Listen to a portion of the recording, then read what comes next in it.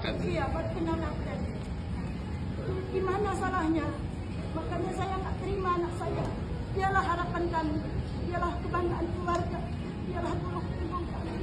Cita-citanya terlalu berat sama adiknya, terlalu tinggi sama adiknya. Bahkan adiknya pun ditanggunginya. Gaji dia pun 2,5 juta sebelum naik kapal Thailand itu dikirimnya sama saya untuk bantu adik-adiknya. Tangisan dari bapak dan ibu ini yang memang baru beberapa hari, kaptennya pun baru kenal, dan narkobanya hampir 2 ton. Hampir 2 ton. Jadi kalau itu mungkin cuma 1 kilogram, bisa dimaklumi lah ini hampir 2 ton. Jadi ini permainan kelas berat, bahkan kapalnya pun kapal berbendera Thailand, bukan Indonesia. Ya, dia pertama kali ketemu pada saat berangkat 1 Mei 2025.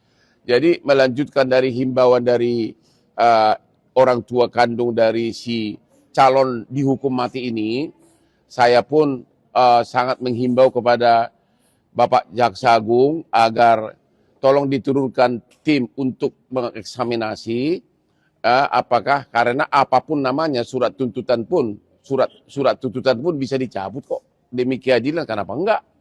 Demikian juga kepada Majelis Hakim di Pengadilan Negeri Batam dan juga nanti Ketua Pengadilan Tinggi Kepri agar benar-benar mendengarkan tangis dari orang tua korban fitnahan ini. Dan yang terakhir kepada Bapak Prabowo Subianto, saya kenal Bapak adalah kliennya Hotman Paris selama 25 tahun, ya. Bapak tahu saya tidak pernah mengejar kepopuleran karena memang saya sudah populer. Klien Bapak klien saya sebagai klien saya 25 tahun dan adikmu Hasim, saya terpanggil untuk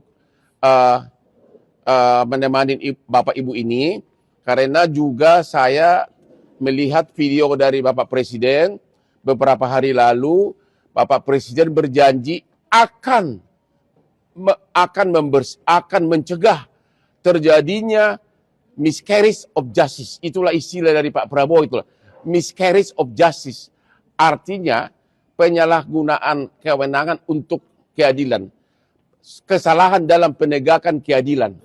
Pak Prabowo berjanji akan mencegah adanya miscarriage of justice di negeri ini. Dan inilah bukti pertama. Dan saya yakin Bapak Prabowo, 290 juta penduduk Indonesia mendukung ibu ini.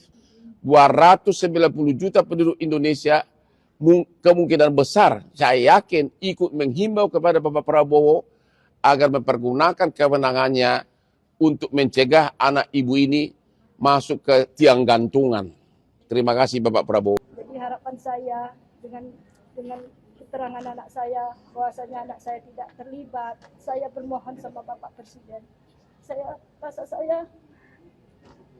nggak ikhlas anak saya dituntut mati karena dia tidak mengetahui itu barang, tidak terlibat dengan jaring narkoba sebanyak itu, apalagi dia dengan posisi baru berlayar.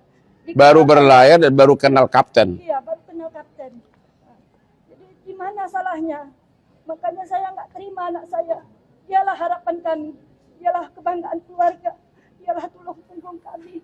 Cita-citanya terlalu berat sama adiknya, terlalu tinggi sama adiknya. Bahkan adiknya pun ditanggunginya.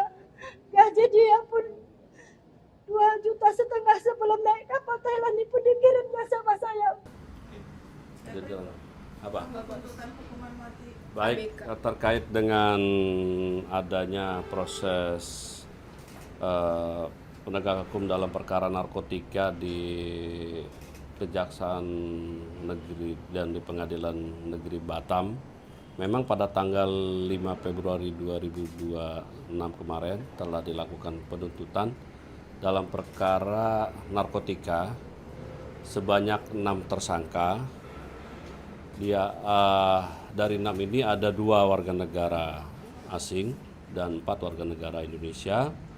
Dan proses peradilan sudah dilaksanakan sesuai dengan hukum acara yang berlaku dengan tetap mengedepankan asas praduga dan prinsip kehati-hatian dan berdasarkan fakta hukum dan alat bukti yang terungkap di pengadilan, maka pada tanggal 5 Februari 2026 kemarin telah dilakukan penuntutan terhadap 6 terdakwa tersebut dan masing-masing dituntut hukuman mati.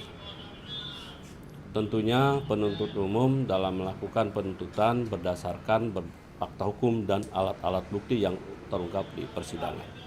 Gitu.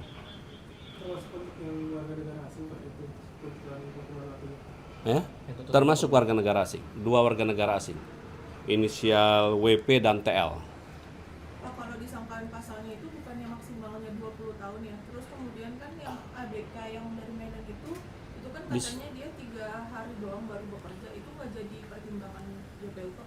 Yang jelas pertama ini merupakan dari sindikat internasional karena melibatkan dan terhadap tadi yang disebut ABK ini kan memang yang jadi ABK ini ada salah satu yang dituntut itu adalah baru bekerja ya dia ditawarkan oleh pekerjaan oleh pamannya sendiri, masih ada hubungan paman di kapten kapalnya kalau tidak salah.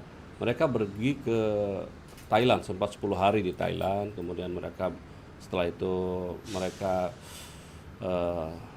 melakukan pekerjaan sana. Setelah itu ada bersepakat mereka pergi menggunakan kapal Seabourn di sana, dan di sana kemudian mereka menyadari bahwa mereka menerima barang kurang lebih 67 paket, kalau di kilogram sekitar 2 ton, itu jenis sabu di tengah laut. Dan para terdakwa sadar dan mengetahui, termasuk yang ABK itu mengetahui bahwa barang itu adalah barang narkotika, dan itu disimpan sebagian ada di haluan kapal, sebagian lagi disembunyikan di bagian dekat mesin. Artinya menyadari dan menerima pembayaran juga dari yang bersangkutan. Jadi itu. Namun demikian bagaimana perannya kan nanti terkait dengan apakah peran masing-masing, nanti kan ada pledoi. Tentunya kita hormatin ada pledoi, nanti ada replik lagi, nanti ada juga pengadilan putusan. Nah, tentunya kami akan menghormati putusan pengadilan. Penegasan saja sehingga dalam tuntutannya dari jaksa melihat bahwa tidak ada hal yang meringankan dari para terdakwa ini, termasuk si ABK itu tadi. Dengan dituntut maksimal berarti ini kan karena kejahatan itu berarti kan sudah mempertimbangkan berbagai hal, termasuk karena yang penting bagi kita negara dalam ini komitmen melindungi warga negara dari bahaya narkotika. Ini kan hampir 2 ton loh, nggak main-main, dan itu melibatkan lintas negara. Ini kan kejahatan internasional sindikatnya, itu aja. Ini disidangkan dalam ini kan proses ini kan dari masih KUHP yang lama. KUHP-nya hukum acaranya ya, tapi undang-undang narkotika tersendiri gitu ya. Gitu. Kalau dari itu pengambilan segala itu berasal dari Thailand, Asia Tenggara. Tapi blok mananya apa sedikit emas yang mana saya tidak terlalu ini. Yang jelas berasal dari Thailand. Tapi kalau dia tidak punya wewenang untuk melawan dan lain-lain, itu apakah akan jadi pertimbangan dari JPU juga Pak?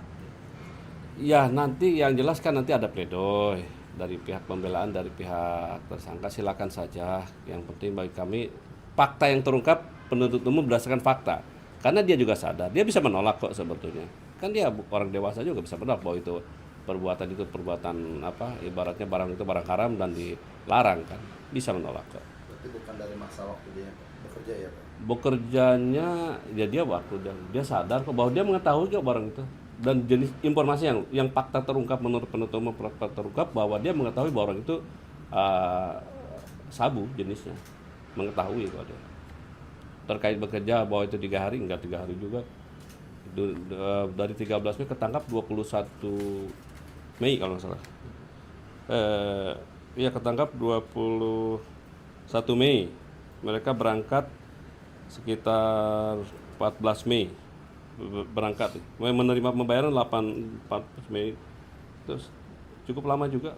Tapi dari pengakuan CABK ini memang ditawarin keamanan untuk menjadi ABK ngangkut barang itu apa gimana pengakuan? Iya ditawarin. Kalau terungkap ditawarin untuk bekerja, ya, bekerja di kapal. Tapi ketika di dalam dia mengetahui ada bahwa itu mengangkut barang itu. Dan dia mengetahui bahwa kapal itu tidak mengangkut minyak, tapi mengangkut yang lain. Sehingga konteks dia mendapatkan keuntungan itu, keuntungan dari dia ikut terlibat dalam penjualan itu bukan sebatas pada dia bagian dari anak buah kapal yang dia bekerja itu tadi di awal ya Pak. Yang jelas yang bersangkutan berdasarkan fakta sidang sudah terungkap bahwa menurut penuntut umum bahwa itu dia bekerja di perusahaan dan dia menerima pembayaran dan dia mengangkut termasuk barang dan menerima dan mengetahui bahwa barang itu barang haram, barang narkotika. Berarti nggak ada unsur pemaksaan, jaksa nggak menemukan unsur pemaksaan di dalam Tidak, proses itu? tidak ada. Dilakukan dengan penuh kesadaran. Namun demikian nantinya silakan kepada kan baik terdakwa maupun penasihat hukumnya mempunyai hak untuk membela, ada pledoi.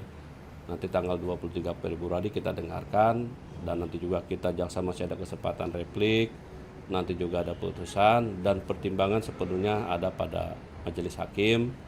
Yang jelas penuntut umum baik di proses penyidikan maupun sampai terakhir tetap melakukan proses hukum ini sesuai dengan prinsip kehati-hatian dan mengedepankan asas praduga tak bersalah dan juga tetap menjunjung hak asasi manusia. Itu? Nanti aja. Nanti dulu, oke? Selesai? Baik.